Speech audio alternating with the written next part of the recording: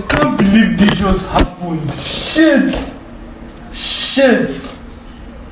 Then I'll tell you what happened. I know you want to know.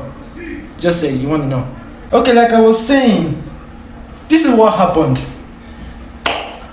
I participated in an Iterate UX challenge. It's a worldwide challenge for UX designers. Yeah, and I didn't win. Sadly, I didn't win. Anyways, I applied for a job there. I had an interview. It was dope. I'll say that in my next video. It's over here. But I thought about that in my next video. I mean, it's over here. Okay. See what happened? They gave me a certificate. The certificate was dope, nice. I'll upload it on my LinkedIn, my Twitter, my everything. But the problem there is that I misspelled my name.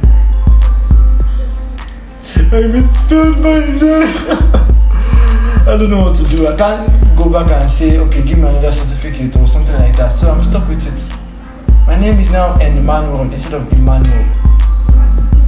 That's how life is. Sometimes you don't get what you want. That's a lie. I made a mistake. You get what you want. Judge you that make mistakes. Anyways, this was a fun video. See you in the next one.